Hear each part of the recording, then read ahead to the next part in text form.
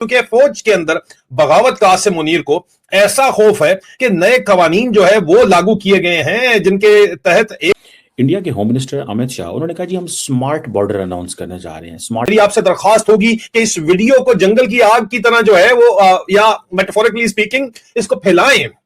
ये जो सवाल है कि Indians are going to do this, that is significant question. Ahsan Iqbal, doctor Ahsan Iqbal, उन्होंने एक बयान दिया है और बड़ा क्रिटिसाइज किया है फाइनेंस मिनिस्ट्री को। तो हम सबको पता है कि पाकिस्तान जो है वो फौजिस्तान बन चुका है, लेकिन फौजिस्तान अब खोतिस्तान बनने जा रहा है। पहली बात हमें ये समझनी पड़ेगी कि ये एक टेक्नोलॉजिकल गेम है सारी।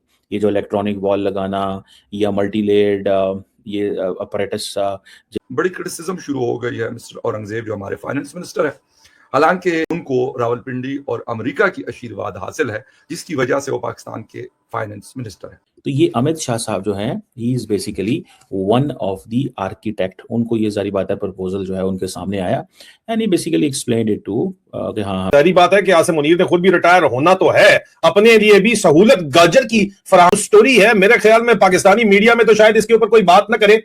इंडिया के होम मिनिस्टर अमित शाह उन्होंने कहा जी हम स्मार्ट बॉर्डर अनाउंस करने जा रहे हैं। स्मार्ट बॉर्डर ये क्या है? ये एनुअल भी हाल ही में रुस्तामा जी मेमोरियल लेक्चर जो है फोर्स दिल्ली के अंदर, उन्होंने कहा जी कि हम 6000 किलोमीटर स्ट्रेच पे बॉर्डर पे पाकिस्तान और बांग्लादेश के बॉर्डर्स के ऊपर क्या करने जा रहे हैं?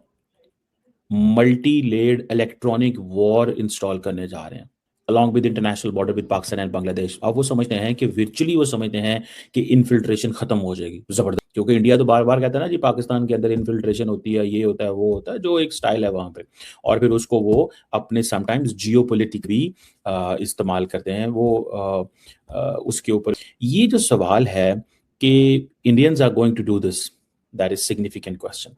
पहली बात हमें ये समझनी पड़ेगी कि ये एक टेक्नोलॉजिकल गेम है सारी। ये जो इलेक्ट्रॉनिक वॉल लगाना या मल्टी लेयर्ड ये अपरेटस जिस हाई रेजोल्यूशन स्मार्ट कैमरास होंगे, इलेक्ट्रो ऑप्टिक सिस्टम होंगे जिसमें थर्मल इमेजिंग होगी जो कि कैपेबल होगी डिटेक्ट करने में ह्यूमन बॉडी रात के अंधेरे में भी। तो हम सबको पता है कि पाकिस्तान जो है वो फौजिस्तान बन चुका है, लेकिन फौजिस्तान अब खोतिस्तान बनने जा रहा है। के मुताबिक क्या मैं आपको इस वक्त बताऊंगा तो आप भी यही कहेंगे जो मैं कह रहा हूं, क्योंकि फौज के अंदर बगावत का आसिम मुनीर को ऐसा खौफ है कि नए कवानीन जो है वो लागू किए गए हैं जिन तरफ डंडा तैयार करके हाजिर सर्विस के साथ साथ अब रिटायर्ड फौजी अफसरों के लिए भी जो है वो तैयार किया गया है कि यार ये लोग बोले ना। हरी बात है कि आसिम मुनीर ने खुद भी रिटायर होना तो है, अपने लिए भी सहूलत गाजर की फराहम स्टोरी है। मेरे ख्याल में पाकिस्तानी मीडिया में तो शायद इसके ऊपर कोई बात ना करे, कर रहे हैं। और तमाम तर जो है आपसे दरखास्त होगी कि इस वीडियो को जंगल की आग की तरह जो है वो या मेटाफोरिकली स्पीकिंग इसको फैलाएं और इसके ऊपर बात करें, ये बहुत जरूरी है। और आज जो हम बात करने जा रहे हैं ये आपको नजर आ रहा है पाकिस्तान की तारीख में सबसे ज्यादा अहम और सबसे ज्यादा खतरनाक कानूनी पैकेज आज दिन तक कभी पास ही नहीं हुआ, ने अपने अंदर पास किया है। और ये कहानी पाकिस्तान आर्मी एक्ट की सिर्फ नहीं है, पाकिस्तान कवानीन में तरामीम की गई हैं जनाब, ठीक है, लेकिन ये पाकिस्तान आर्मी एक्ट 1952 के सेक्शन 55 की सिर्फ चेंज की कहानी नहीं है, एक कहानी है बगावत के खौफ की कहानी है। समझने की कोशिश कीजिए। जी हां, एक इतना बड़ा हो गया कि पूरा कानून ही बदल दिया गया। एक ऐसा खौफ जो इतना गहर बाद भी लोगों को आजाद छोड़ने के ऊपर अब ये फौज तैयार नहीं है, ठीक है। ऐसा खौफ जो ये बता रहा है कि मसला बाहर के दुश्मन से नहीं है, अंदर के लोगों से है इस फौज। सवाल यह है कि आखिर ऐसी क्या वजह थी, क्या मजबूरी थी कि एक रिटायर्ड कर्नल, एक रिटायर्ड ब्रिगेडियर वो चीजों को देख सकेंगे, धुंध में देख सकेंगे।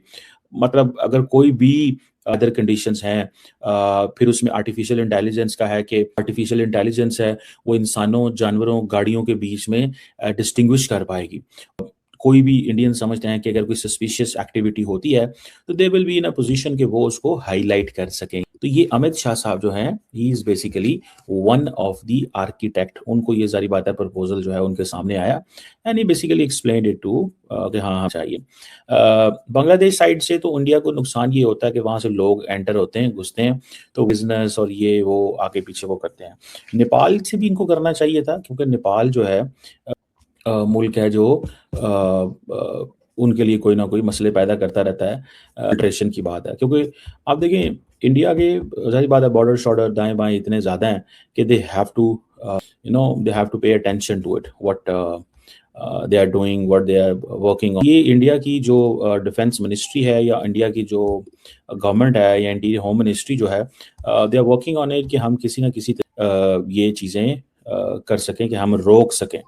दे वांट टू स्टॉप बेसिकली ना ऐसी चीजों को वो रोकना चाहते हैं जो रिटायर्ड मेजर एक रिटायर्ड सिपाही और अब आखिरी दिन तक जब तक वो जिंदा है वो मिलिट्री जुरिस्डिक्शन के तहत रखा जा सकता है। ये कानून नया पास सेक्शन 55 के अंदर और उसके तहत उसका कोर्ट मार्शल भी किया जा सकता है। आखिर ऐसा हुआ क्या भाई?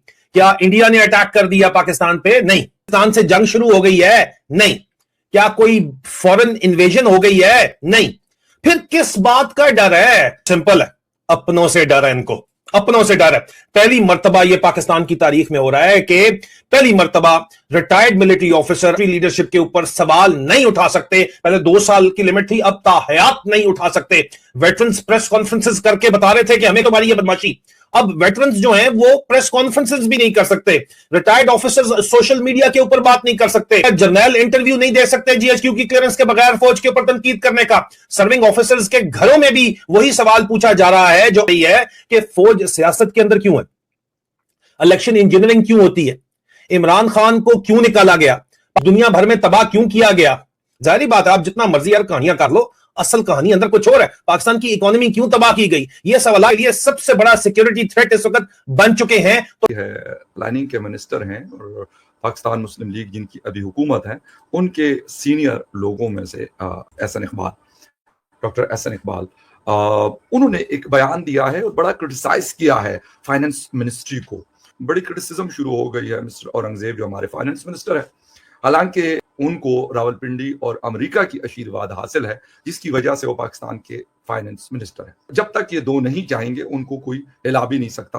कोई कुछ भी बयान दे दे, कोई कहता है ये शाम से टोन होता है, कोई कहता है ये ऑफिस में पी, जो मुझे वो बातें बिल्कुल फजूल सी लगती है। उससे मेरा मामला या मेरा मसला जो है वो कुछ और है। वो पी के बेहतर काम करें या बगैर पिए बेहतर, वो दोनों सूरतों में जरूरी है। बॉन्ड जारी किए जाते हैं इंटरनेशनल मार्केट में जो आर की डेट्स की एक शक्ल है। पाकिस्तान ने भी ये है और ये जब हम 5 साल 10 साल या 15 साल बाद ये पे करते हैं तो ये अमाउंट जो है ये डबल ट्रिपल नहीं बल्कि 4 या 5 गुना ज्यादा हमें पे करनी पड़ती है। और इसको फिर हमारे जो फाइनेंस के लोग हैं वो अपने कारनामे बता रहे होते हैं। 5 जून को होना था जिसकी तारीख अब उसको पोस्टपोन किया गया है, आगे की तारीख दी जाएगी क्योंकि बड़ी है। अवाम को तो तबाह बर्बाद कर ही दिया है। इनका तो कुछ नहीं जाना, ना एहसन इकबाल का, ना औरंगजेब का, ना मिस्टर नकवी का, ना शहबाज शरीफ की करता दरता जितने भी है वो सब मजे में।